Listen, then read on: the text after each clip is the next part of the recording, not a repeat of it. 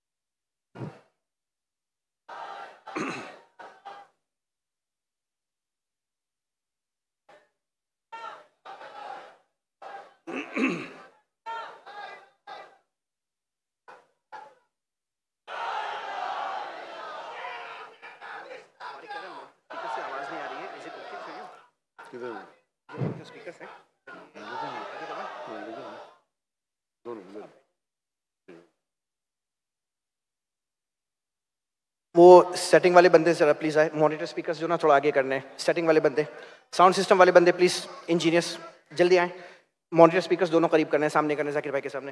कौन है इंचार्ज, जल्दी से आए।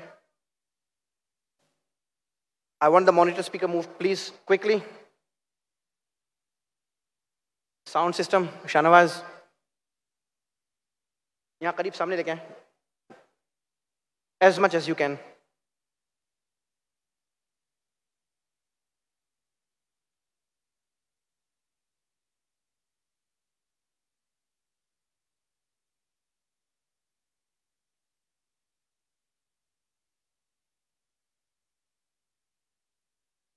और नहीं आएगा?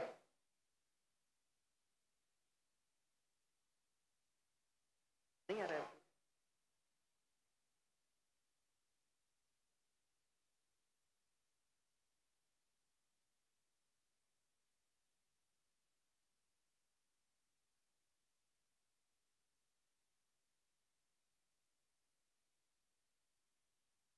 बैठ जाओ।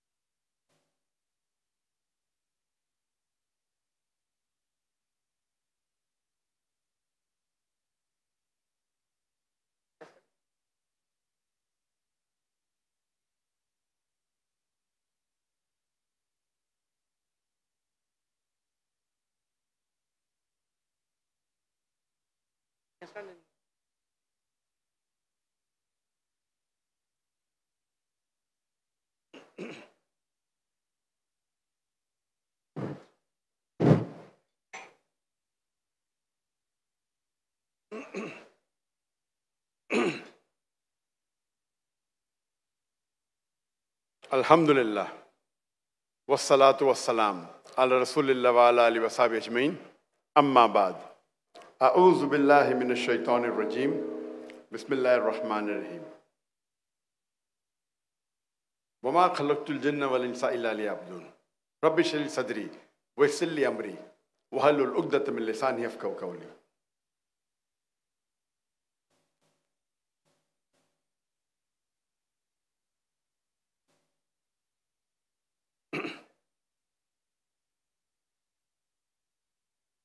अल्हम्दुलिल्लाह।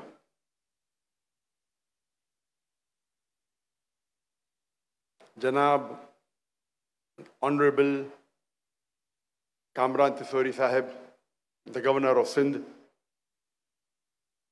मेरे बुजुर्गों और मेरे अजीज भाई और बहनों, अस्सलामु अलैकुम व रहमतुल्लाहि व बरकातुहू।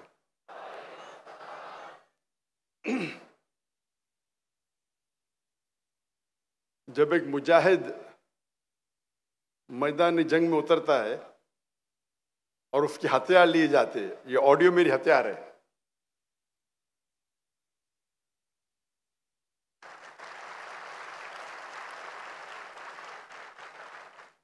अल्लाह से उम्मीद करता हूं कि ये ऑडियो को जल्द से जल्द अच्छा करे।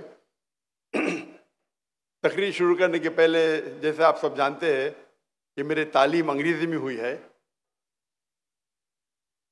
तो हो सकता है कि इस उर्दू तकरीर में मैं गलतियां करूंगा, तो उसके लिए माजरत चाहता हूं। 2 दिन पहले जब गवर्नर साहब ने मुझे बुलाया था, तो 12 साल के बाद मैं पब्लिक में उर्दू में तकरीर कर रहा हूं। इसके पहले 2012 में किशनगंज में, 2012 हिंदुस्तान में, बिहार में किशनगंज में 10 लाख से ज्यादा मजमा था, वहां मेरी आखिरी उर्दू तकरीर थी।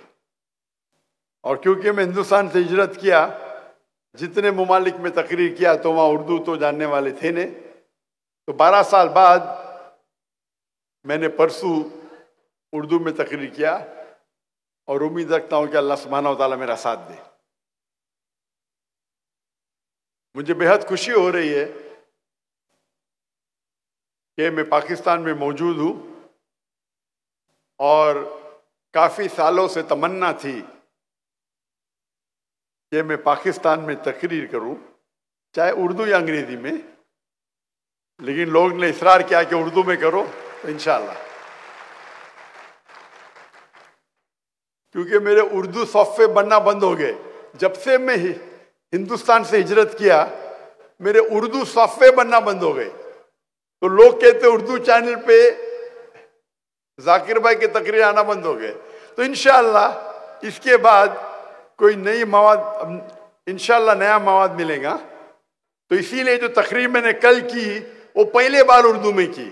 आज की तकरीर भी मैंने अंग्रेजी में 2009 में की थी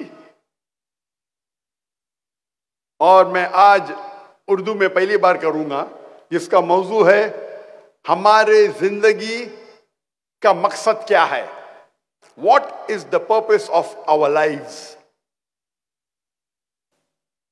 क्या हमने कभी सोचा कि हम दुनिया में क्या कर रहे हैं? हमने कभी सोचा हमारे जिंदगी का मकसद क्या है, हमारे हयात का मकसद क्या है? मैं जानना चाहता हूं कि आज की ऑडियंस माशाअल्लाह हजारों की तादाद में है, 30, 40, 50 हजार या ज्यादा। मैं आपसे पूछना चाहता हूं कि आप में से कभी भी किसी ने पहले सोचा, आज के पहले सोचा कि हमारे जिंदगी का मकसद क्या है? जिसने भी सोचा हाथ ऊपर करो। माशाअल्लाह माशाअल्लाह, 50 या 40% ने सोचा है, माशाअल्लाह।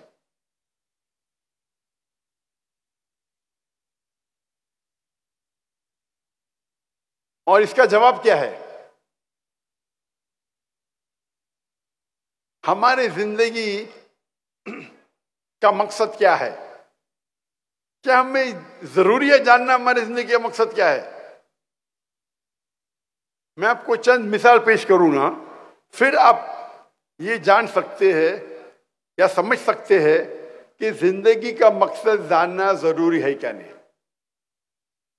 अगर एक शख्स एक चौराहे पे आता है और एक सड़क पे गुजरने वाले आदमी से पूछता है, क्या ये सड़क किधर जा रही है? वो आदमी उससे पूछता है, आपको कहां जाना है? तो वो कहता है, किधर भी चलेगा। तो आदमी जवाब देता है, जब किधर भी चलेगा तो आप क्यों पूछ रहे क्या सड़क जाती है? आप जाइए, आप पहुंच जाएंगे किधर भी।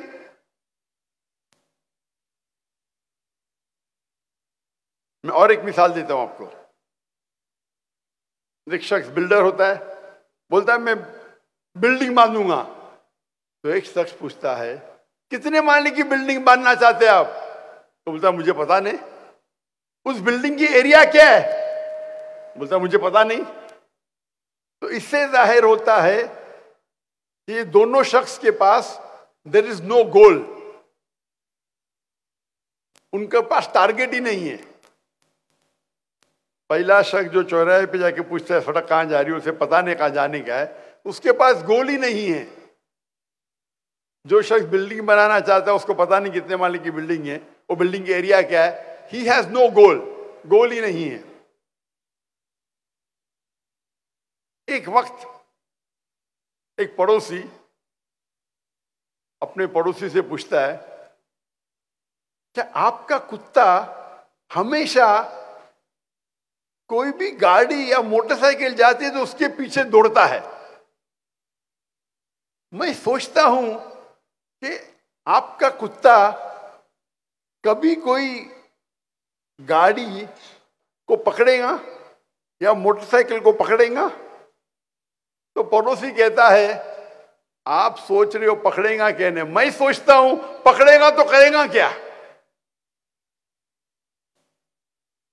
अगर वो गाड़ी के आगे आएगा तो करेगा क्या? तो इसे कहते हैं गोल विदाउट पर्पस। गाड़ी को पकड़ने का है, पर पकड़ने के बाद करेगा क्या? गोल विदाउट पर्पस। मिसाल के तौर पे एक शख्स से पूछते हैं, क्या आप ग्रेजुएशन क्यों कर रहे हैं? तो बोलता है पता नहीं।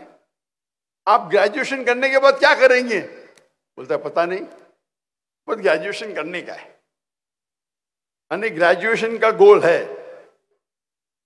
ग्रेजुएशन करने का टारगेट है, लेकिन क्यों करने का उसे पता नहीं। इसे कहते हैं पर्पस विदाउट गोल, गोल विदाउट पर्पस।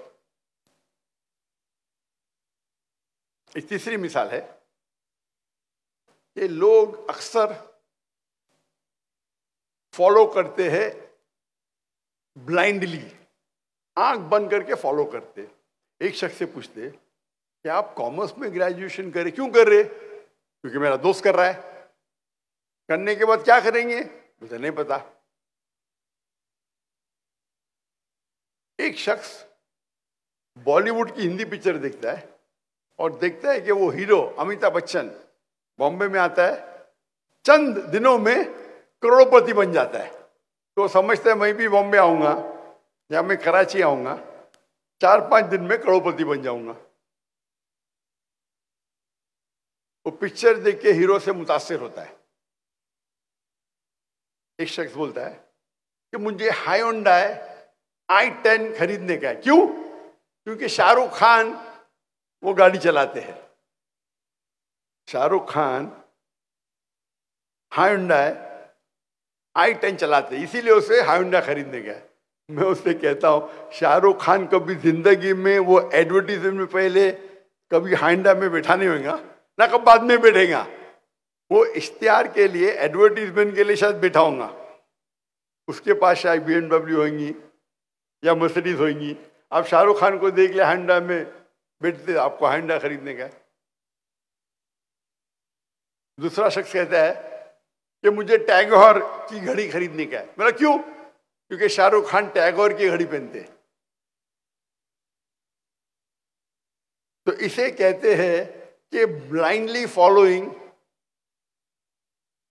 आप ब्लाइंडली फॉलो कर रहे, शायद आपके दोस्त को फॉलो कर रहे या हीरो को फॉलो कर रहे।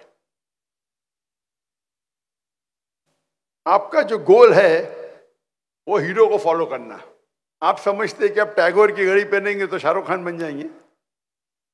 आप हांडा खरीदेंगे तो शाहरुख खान बन जाएंगे। आपका गोल क्या है?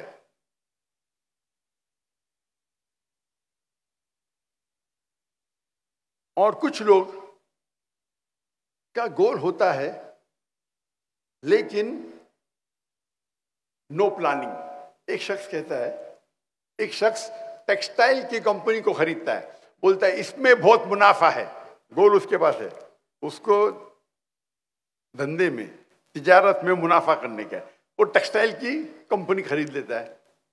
अगर उससे पूछा जाता है आप अपने कपड़े किधर बेचेंगे, बोलता है मुझे पता नहीं। आप रॉ मटेरियल्स टेक्सटाइल का कहां से खरीदेंगे, मुझे पता नहीं। आप किसी को अपॉइंट करेंगे, सीईओ को या मैनेजर को, बोलता मुझे पता नहीं। गोल तो है, मकसद तो है ये मुनाफा करना तिजारत में, धंधे में, लेकिन नो प्लानिंग, गोल विदाउट प्लानिंग। एक मिसाल दूंगा मैं। एक शख्स को साइंटिस्ट बनने का है, बोलता है मुझे दुनिया का एक सबसे बेहतरीन साइंटिस्ट बनना है। तो वो क्या करता है, वो रिसर्च करता है और तहकीकात के बाद उसे पता चलता है कि दुनिया का सबसे बेहतरीन साइंटिस्ट है आइजैक न्यूटन। उसकी तहकीक बिल्कुल सही रहती है। फिर वो क्या करता है, जिस तरीके आइजैक न्यूटन के लंबे बाल थे, कर्ली बाल, वो लंबे बाल उगाता है, कर्ली बाल उगाता है। जिस तरीके से आइजैक न्यूटन कपड़े पहनता था, वो कपड़े पहनने लगता है। जिस तरीके से वो जूते पहनता था आइजैक न्यूटन, उस तरीके से वो जूते पहनने लगता है। क्या वो साइंटिस्ट बनेगा? हाँ क्या नहीं? उसकी तहकीक सही थी कि आइजैक न्यूटन सबसे बेहतरीन साइंटिस्ट है दुनिया के। प्लानिंग है, गोल है, बट प्लानिंग गलत है। बाल उगाने से, कपड़े पहनने से, आइजैक न्यूटन जैसे जूते पहनने से कोई साइंटिस्ट नहीं बनता है। तो इसे कहते हैं गलत प्लानिंग। तो आज के माशरे में हम देखते हैं कि अक्सर लोग, उनके पास कोई गोल ही नहीं है। जैसे वो सड़क पे वो मुसाफिर पूछता है कि सड़क किधर जा रही है, आपको कहाँ जाना है, किधर भी गए चलेगा। उनका गोल ही नहीं, उनका टारगेट ही नहीं। कुछ लोग ऐसे हैं, गोल है लेकिन मकसद ही नहीं, कुत्ते की तरह गाड़ी के पीछे भाग रहे। पकड़ेंगे तो करेंगे क्या आप? भोगते भोगते गाड़ी के पीछे भागते, अगर पकड़ेंगे तो करेंगे क्या? यानी गोल है लेकिन पर्पसलेस गोल। कुछ लोग भीड़ को फॉलो कर रहे, दोस्त जा रहे तो हम भी जा रहे।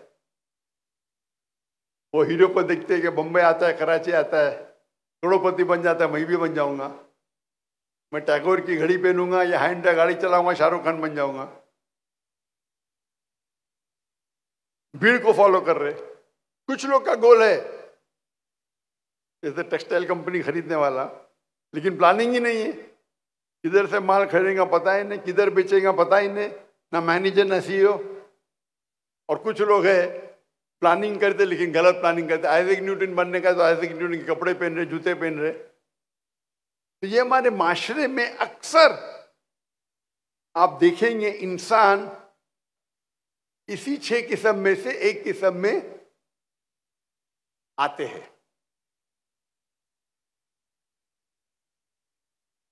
हमारी जिंदगी का मकसद क्या है? आप सोच सकते हैं, अगर हम इन किस्म के लोगों जैसे होंगे तो हमारी जिंदगी का मकसद क्या है? इस सवाल का जवाब, हमारी जिंदगी का मकसद क्या है, सबसे बेहतर कौन दे सकता है? डॉक्टर जाकिर नाइक? बिल्कुल नहीं। क्या एक डॉक्टर दे सकता है? क्या एक साइकोलॉजिस्ट इस सवाल का जवाब दे सकता है? सबसे बेहतरीन जवाब इस सवाल का, हमारे जिंदगी का मकसद क्या है, कौन दे सकता है? हमारा खालिक, हमारा मालिक अल्लाह सुब्हानहू व तआला। अल्लाह सुब्हानहू व तआला से बेहतर जो हमारा खालिक है, हमारा मालिक है, क्या कोई उससे बेहतर इस सवाल का जवाब दे सकता है? हाँ या नहीं? अल्लाह ताला फरमाते हैं, इस तकरीर के शुरू में मैंने एक आयत की तिलावत की, सूरह धारियात, सूरा नंबर 51, आयत नंबर 56, आयत नंबर 56, वमा खलक़तुल जिन्न वल इंसा इल्ला लियअबुदून, कि हमने जिन और इंसान को पैदा किया ताकि वो हमारी इबादत करे। अल्लाह ताला फरमाते हैं कि अल्लाह ने जिन और इंसान को पैदा किया ताकि वो अल्लाह सुब्हाना व ताला की इबादत करे। ये अरबी लफ्ज इबादत आता है अब्द से, मतलब स्लेव। अब मतलब स्लेव, जो नौकर से ज्यादा है। और इबादत का क्या मतलब है? अल्लाह की इबादत का मतलब क्या है? अल्लाह की इबादत करना मतलब, अगर आप अल्लाह सुब्हाना व ताला के अहकामात पे अमल करते हैं, उसे कहते हैं अल्लाह की इबादत करना। जो अल्लाह ताला कुरान मजीद में फरमाते हैं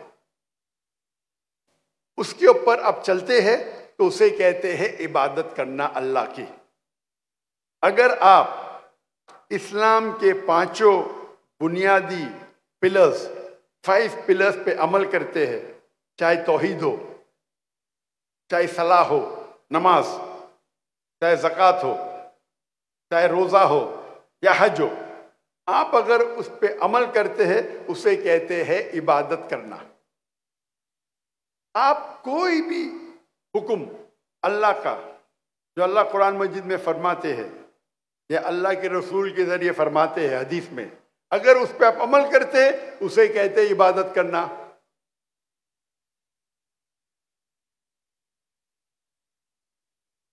अल्लाह फरमाते कुरान मजीद में सूरह माइदा सूरा नंबर 5 आयत नंबर 3 में कि आप खंजीर, सूअर का गोश्त मत खाओ। अगर आप खंजीर नहीं खाते, सूअर का गोश्त नहीं खाते, आप इबादत कर रहे। अल्लाह ताला फरमाते सूरह माइदा में सूरा नंबर 5 आयत नंबर 90 में, शराब मत पियो। अगर आप शराब नहीं पीते, आप इबादत कर रहे। अल्लाह ताला फरमाते कुरान मजीद में कि सच बोलो, झूठ मत बोलो। अल्लाह फरमाते रिश्वत मत दो, चीटिंग मत करो। अगर आप सच बोलते हैं, झूठ नहीं बोलते हैं, रिश्वत नहीं देते, चीटिंग नहीं करते, आप अल्लाह की इबादत कर रहे।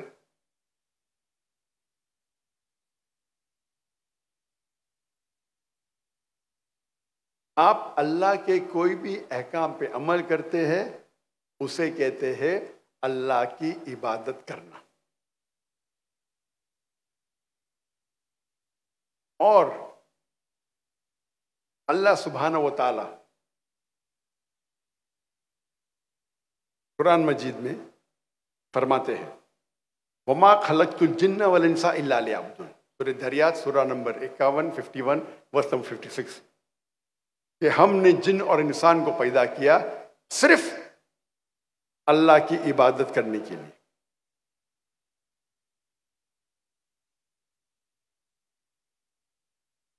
और अल्लाह ताला फरमाते हैं कि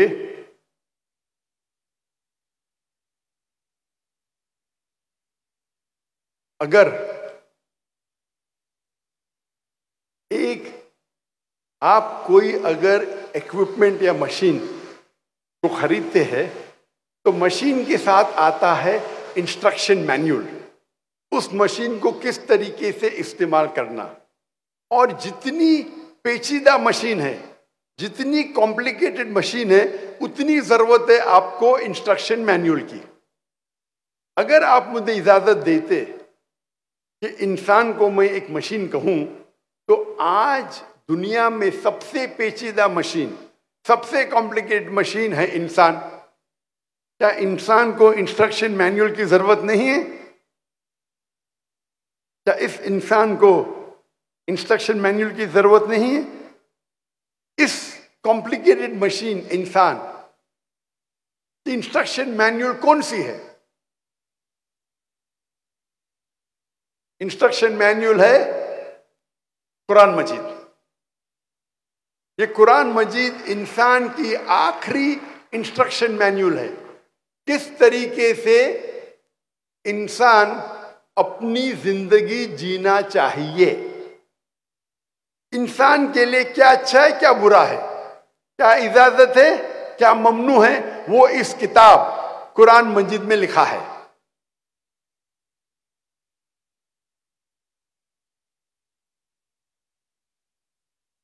ये अल्लाह का आखिरी कलाम, आखिरी वही, आखिरी नबी मोहम्मद सल्लल्लाहु अलैहि वसल्लम पे नाजिल की गई है। लोग पूछते हैं कि अल्लाह सुब्हाना व ताला क्यों चाहते हैं कि हम अल्लाह की तारीफ करें? अल्लाह क्यों चाहता है हम कहें अल्हम्दुलिल्लाह? अल्लाह क्यों चाहता है हम कहें अल्लाह अकबर? अल्लाह को क्या अल्लाह तारीफ के मोहताज है? नौज़ुबिल्लाह। क्या अल्लाह को जरूरत है कि हम अल्लाह अकबर बोले? इसका जवाब अल्लाह ताला फरमाते कुरान मजीद में, अल्लाह फरमाते हैं कि आपको अल्लाह की जरूरत है। अल्लाह कोई भी चीज, अल्लाह को कोई भी चीज की जरूरत नहीं, और अल्लाह सारी तारीफ अल्लाह के लिए है। ये अल्लाह ताला फरमाते सूरह नहल में, सूरह नंबर 16 में, कि अल्लाह, तुमको अल्लाह की जरूरत है, अल्लाह को किसी भी चीज की जरूरत नहीं, और सारी तारीफ अल्लाह के लिए। यू नीड अल्लाह सुब्हानहू व तआला।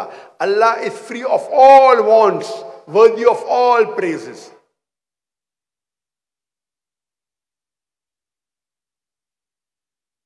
तो सवाल आता है, क्यों हम अल्लाह अकबर बोलते हैं, क्यों हम अल्हम्दुलिल्लाह बोलते हैं? सारी तारीफ अल्लाह के लिए है, अल्लाह अकबर।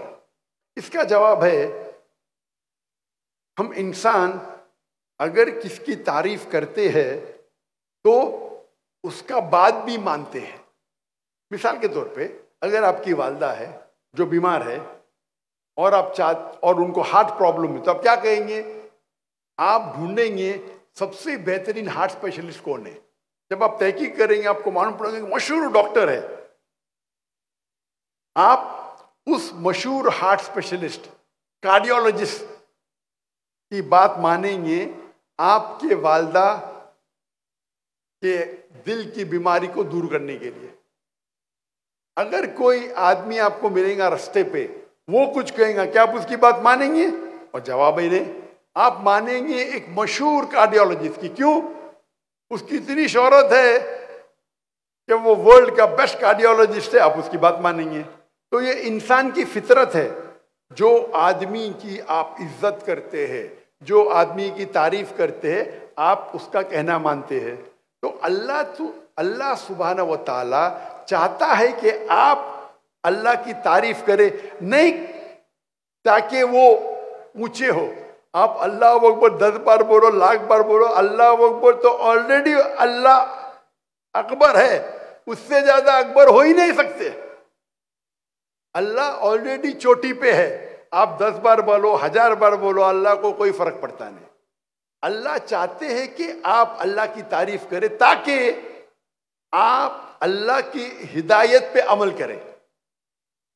जब आप अल्लाह की तारीफ करते, अल्लाह अकबर, अल्लाह इज द ग्रेटेस्ट, अल्लाह सबसे बड़ा है, अल हाकिम, अल्लाह सबसे हिकमत वाला है, अर रहीम, अल्लाह सबसे रहमत वाला है,